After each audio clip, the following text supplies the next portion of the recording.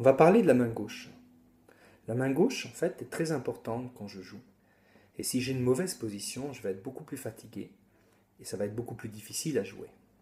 Donc, ce qui est important, en fait, c'est la position de la main. Est-ce que je vais avoir une position comme ça, c'est-à-dire je peux changer ma position avec le poignet et travailler plutôt avec le poignet et pas seulement avec les doigts.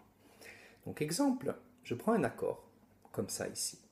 Là, j'ai la première position, on va dire, où j'ai les doigts qui sont parallèles aux cordes, comme ça. Donc je joue à la cinquième case, je fais un barré et j'ai le quatrième doigt.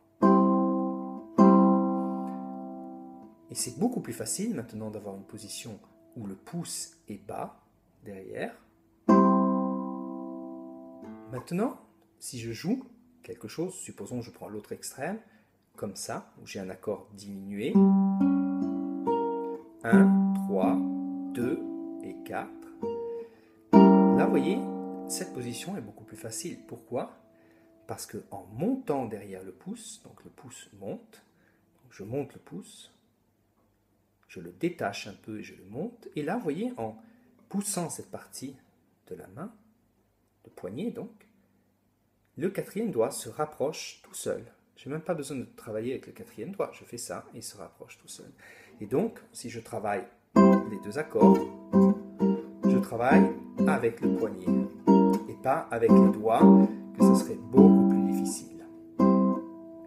Naturellement, là j'ai pris deux extrêmes, celle-là et celle-là. Mais quand je joue, je dois toujours me demander comment je vais placer ma main, comment je vais placer le pouce derrière. D'accord? Parce que si je place mal le pouce et si je place mal la main, tout devient beaucoup plus difficile à jouer. Alors on va prendre quelques accords. Supposons que je joue l'accord de Do. Là, vous voyez?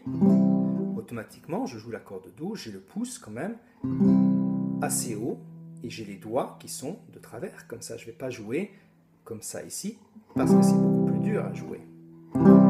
Je joue l'accord de Ré. Là aussi, regardez, j'ai une position, je ne vais pas avoir une position comme ça, mais je vais avoir une position, on va dire, avec le poignet ouvert et tout devient beaucoup plus facile. Je fais un barré. Attention, là j'ai le pouce qui est bas. Si j'ai le pouce qui est haut, tout devient beaucoup plus dur. Le poignet est refermé comme ça. Et donc je fais attention, j'ai le pouce qui est en bas. J'ai la main bien droite. Et là, tout devient beaucoup plus facile. Quand je joue, c'est la même chose. Si je joue un passage, je dois toujours me demander, est-ce que c'est mieux de jouer avec une position comme ça ou comme ça? Et puis, vous avez aussi tout le milieu en fait. Donc, supposons que je joue simplement une gamme. Là, c'est très important d'avoir les doigts bien parallèles comme ça et pas de cette façon parce que là, ça devient beaucoup plus difficile. Pourquoi? Regardez, le quatrième doigt, j'arrive pas à jouer avec le quatrième maintenant. Je dois tirer pour jouer. Alors, si je joue avec une mauvaise position, on va dire comme ça, ça devient beaucoup plus dur que comme ça. D'accord? Donc toujours, vous posez la question, est-ce que j'ai la main qui est placée comme ça ici ou la main qui est placée comme ça? Ça, c'est très important, que ce soit pour n'importe quel genre de musique. Et donc le pouce, parfois, va se retrouver en bas et parfois va se retrouver plus haut. Automatiquement, quand je monte le pouce, d'accord, je tourne aussi la main. Voilà, j'espère que cette petite astuce peut vous aider parce que souvent, si on a une mauvaise position, on peut avoir mal au poignet ou mal au doigt.